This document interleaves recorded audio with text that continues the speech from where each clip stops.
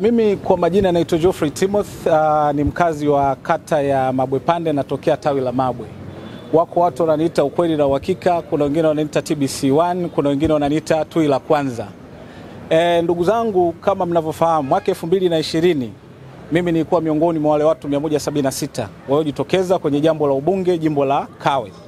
Kama mnavyofahamu, miaka 5 ishafika, wakati kama ule umewadia tena. Leo hii kama mnavyoona niko hapa ofisi za chama wilaya ya Kinondoni, nimeisha chukua fomu tayari kabisa kwa kusubiria michakato ya ndani ya chama kwa ajili ya kupitisha majina ambayo yatakiwa kiwakilisha nini Chama cha Mapinduzi CCM kwa upande wa wabunge.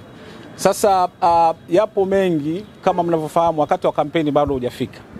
Lakini ukifika tutazungumza kwa mapana na marefu yake.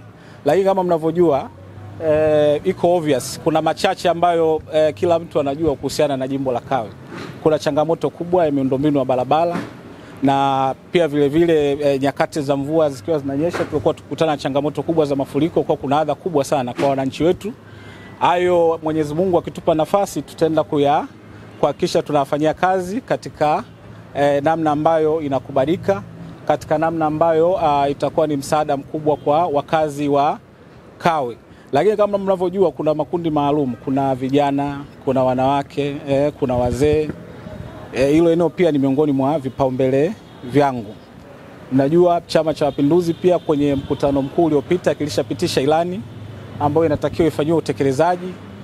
Mimi Mwenyezi Mungu akinipatia nafasi ya kuliwakilisha jimbo la Kawe, basi tutahakikisha yale yaliyoainishwa kwenye ilani ya Chama cha Mapinduzi yanatendewa haki kwa ukubwa ambao unatakikana.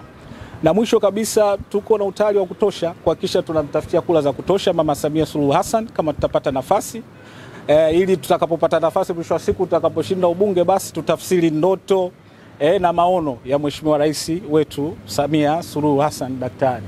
Kwa hiyo kwa uchache ni hayo ambayo ningependa kuyasema. Nimezungumza lile la miundombinu ya barabara ambao ni changamoto kubwa kwa wanakawe, lakini tumesema mvua zinaponyesha kuna shida kubwa baadhi ya maeneo kama maeneo ya Tegeta, kuna maeneo ya Mbezi, na hizi barabara tunazungumzia zile feeder roads ambazo kwenye ilani hivi vitu vimeelezwa kwa mapana kabisa. Sisi kazi yetu ni kwenda kutekeleza yale ambayo yameainishwa kwenye ilani ya Chama cha Mapinduzi.